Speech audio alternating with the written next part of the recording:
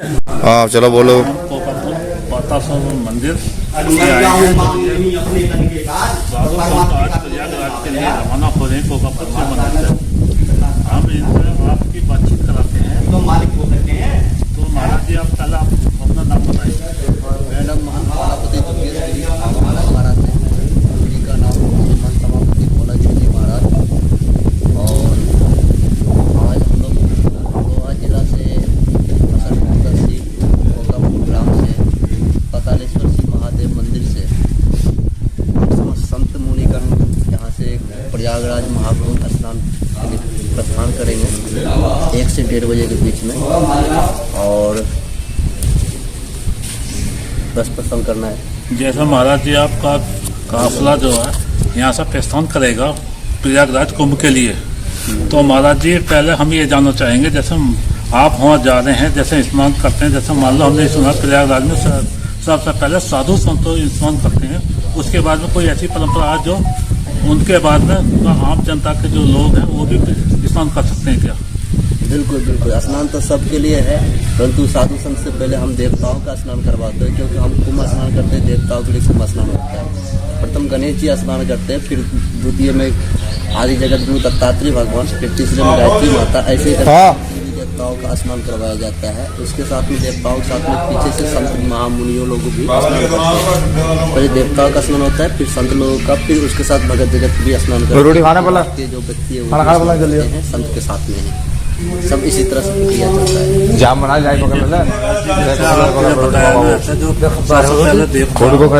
स्नान किया जाएगा, तो जब फिर साधु संत स्नान करते हैं, उसके बाद में सब की परंपरा है जो स्नान करने की। जैसा मान लो वहाँ की व्यवस्था के बारे में जानकारी चाहेंगे, कैसे कैसे व्यवस्था होती है वहाँ की, संचालित होती है? देखिए, वहाँ पर तो भारत सरकार द्वारा पहले तो कुछ और ही था, मगर अभी जो स्थिति परिस्थिति बहुत ही अच्छा है, बहुत ही सुंदर व्यवस्था कर दी है सरकार ने।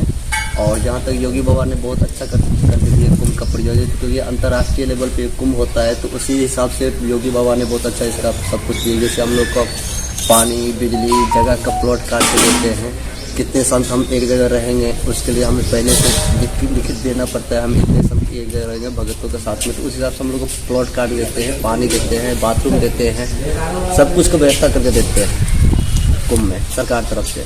जी, जैसे सनातन धर्म में जैसे ये कुंभ जो एक तो 5 साल में आता है, एक आता है 12 साल में, तो ये 12 साल वाला जो कुंभ आ रहा है, इसमें जो कुछ जैसे 5 साल वाले में कुछ व्यवस्था और होती है, इसमें कुछ और है, कुछ ऐसा है? देखिए, जो 12 साल में कुंभ आता है ये पूर्ण कुंभ इसको माना जाता है, और जो 5 साल में आते हैं कुंभ उसको अर्ध कुंभ माना जाता है। इसका एक विशेषता ये होती है कि अर्ध कुंभ इसलिए माना जाता है क्योंकि मकर का और सूर्य का जब प्रवेश होता है तब उसको पूर्ण माना जाता है। बड़े हर एक 5 वर्ष पर जो होता है वो सूर्य और मकर का प्रवेश का अंतराल एक दिन आगे एक दिन पीछे हो जाता है संक्रांति को, इसलिए कुंभ का जो पूर्ण होता है तो ये 12 साल में आते हैं, जो पूर्ण होते हैं, महाकुंभ जिसे बोलते हैं। और एक 6 वर्ष पर जो कुंभ आते हैं प्रयागराज में वो अर्ध कुंभ आते हैं। जी, जैसा मान लो ये जैसा आपने ये बताया है, आगे जैसे मैं स्नान के ये तैयारी व्यवस्था होती हैं, तो इसमें अखाड़ों का भी कुछ महत्व है, जो जैसे मान लो पहले कौन सा अखाड़ा जो स्नान करेगा कुंभ के स्नान के लिए, आप उसकी जानकारी चाहिए? देखिए, पहले तो किसी भी देवता का हम मनाते हैं तो पहले उसमें गणेश जी के साथ सर्वप्रथम मनाते हैं, पूजते हैं, और इसके हिसाब से आवाहन अखाड़ा के इष्ट देवता गणेश जी हैं, तो पहला स्वाभाविक है गणेश जी स्नान करेंगे, फिर पीछे से दत्त भगवान स्नान करते हैं, फिर उनके पीछे गायत्री माता स्नान करते हैं, फिर और जो देवी देवता हैं वो भी उनके पीछे स्नान करते हैं। पहले स्नान गणेश जी को होता है, उसके बाद किसी और देवता का स्नान होता है। जी, जैसे मान लो आप ये बता रहे हैं, पहले गणेश जी का इनका जो सब लोग पहले देवता को स्नान किया जाता है, फिर साधु संत करते हैं, उसके बाद में कुछ अखाड़ा के जैसे आपके चेला चांटे संत हैं, वो भी जो सनातन के लोग मानने वाले लोग हैं, उनके बारे में जानकारी चाहूँगा थोड़ी सी। देखिए, पहले जो हमें देवता का स्नान बाद तो फिर हमें आचार्य पीठाधीश्वर होते हैं वो करते हैं, फिर महामंडलेश्वर होते हैं वो करते हैं, फिर हमारे अखाड़े का सेक्रेटरी हो गए, सचिव हो गए, महामंत्री जी हो गए, और श्री महंत रमता पंच के हो गए, और पूर्व जो रिटायर्ड श्री महंत हैं, थानापति लोग हैं, कोतवाल हैं, और अन्य संत हैं, इन सब संतों के साथ स्नान करते हैं, और उसके साथ में भगत भी स्नान कर लेते हैं। जैसा इसकी कुंभ की तैयारी चल रही है इलाहाबाद प्रयागराज में बड़ी तादाद में। जैसा मान लो पहले ये बताया जा रहा तो 13 जनवरी को पहला स्नान है, तो मैं ये जानना चाहूँगा आपसे कितने स्नान पड़ेंगे इसको 13 जनवरी के बाद में और भी बाकी? देखिए, पहले 3 स्नान माना जाता है कुंभ का। पहला 13 जनवरी है, दूसरा 29 जनवरी है, तीसरा 3 फरवरी है।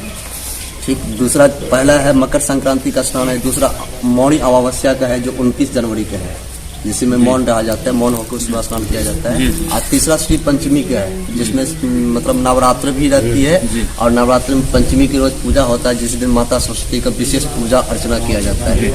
तो सरस्वती का स्नान इसलिए लास्ट में माना गया है क्योंकि गंगा जमुना पहले आदि शक्ति उनके साथ में सरस्वती शक्ति पूर्ण की है, इसलिए श्री पंचमी का लास्ट स्नान किया जाता है। सरस्वती का स्नान माना जाता है 3 फरवरी का श्री पंचमी की रोज।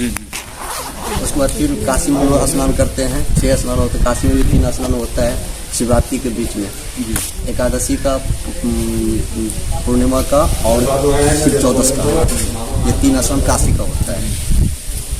जैसे मान लो हमने स्नान जितने भी स्नान पड़े सभी का हमने कंप्लीट किया, तो हमें आप ये और बताएं लास्ट में, जैसे मान लो हमने स्नान कर लिए सब बाकी जो समाप्ति हो गए, जैसे मान लो स्नान होगा, स्नान में सफलता, हमें सफलता जैसा विशेषता कुछ ऐसी भी है जो हमारा स्नान जो होगा तो सफल कैसा माना जाएगा, उसको सनातन धर्म है इसको उसमें समस्त सनातन धर्मी जो भी अपने संत हैं वो अपने भक्तों के साथ में जाते हैं, कुंभ का धर्म का लाभ लेते हैं। समस्त भक्तों का कुंभ में जाने के लिए बोलते हैं, अग्रसर भी करते हैं, प्रेरित भी करते हैं। कुंभ स्नान करना तो अच्छी चीज़ है और ये महापर्व होता है कुंभ स्नान का। आप कितने ही साल में कई स्नान, गंगा स्नान कर लेते हैं और स्नान कर लेते हैं, पर 3 साल पर या 6 साल पर या 12 साल पर जो भी आपका क्षेत्रीय कुंभ आते हैं, महाकुंभ आता है, उसका स्नान एक विशेष स्नान माना जाता है। ये कई जन्मों का पाप को क्षय करने में अभिष्ट माना गया है, इसलिए कुंभ स्नान करना तो अनिवार्य ही है सनातन धर्म के लिए। और सनातन धर्म ये पाबंदी नहीं है कौन स्नान करेगा नहीं करेगा, इसमें सब कोई स्नान कर सकता है। जितने भी सनातन धर्मी हैं वो सब स्नान करने के हकदार है। जैसा महाराज जी, मैं एक लास्ट क्वेश्चन चाहूँगा आपसे, आपको भी बहुत से जल्दी में तैयारी के लगे हुए हैं। जैसा मान लो हमने देखा, जैसा महाराज योगी महाराज जी की गवर्नमेंट चल रही है, उन्होंने भारी तादाद में इतने तकरीर इंतजाम किए हैं जो देश विदेश से ये बताया जा रहा है कि जो दूसरे देशों के लोग भी आ रहे हैं, 50 लाख की करीब संख्या प्रयागराज में पहुँचने की बताई जा रही है। उसके बाद में जैसे मान लो हमने पहली सरकारें भी देखी, कुंभ में पहले भी देखे हैं, हमने जाते रहे हैं, तो इतने तादाद में जो हमें नहीं देखने को मिले। हमने तो पीछे अभी देखा था सिर्फ भक्तों की कावड़ चल रही थी, सनातन धर्म में भी उसका कुछ लोगों ने विरोध किया था। तो ऐसे लोगों के लिए महाराज आप का संदेश देना चाहेंगे? देखिए, विरोध करने वाले तो हर दिन विरोध करते ही रहता है, उसको विरोध नहीं करेगा तो फिर हम आगे कैसे? फोन आ रहा है, बहुत फोन आ रहा है। नहीं तो विरोध तो हर दिन से, अगर विरोध नहीं करेगा तो फिर हम आगे कैसे बढ़ेंगे? और विरोध जब हो रहा है तभी हम आगे बढ़ रहे हैं। आज विरोध होते होते होते इस कगार पर पहुंचा हमारे देश के प्रथम माननीय प्रधानमंत्री जी, जो आज कई कंट्री को, हमारे कुंभ को, हमारे सनातन धर्म जो महापर्व है, इसको देखने के लिए और इसका आनंद लेने के लिए और इसका एक धर्म का लाभ लेने के लिए कई कंट्री को बुलाए हैं, निमंत्रण किए हैं, उसे अभ्यागत बनाकर उसको कुंभ का लाभ करवाएंगे।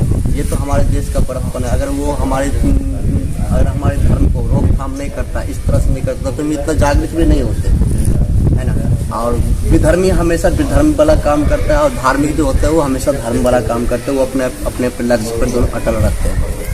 जी महाराज जी, आपने हमारे मध्य के चैनल से जो अच्छी जानकारी दी, हम ये चाहेंगे आपकी यात्रा मंगलमय हो, आपका कामयाबी मिले, हम यही कहेंगे। बाकी जो जितने भी हमारे चैनल में देखने वाले लोग हैं, दर्शकों से भी हम कहेंगे ज़्यादा संख्या में प्रयागराज में कुंभ में भाग लें।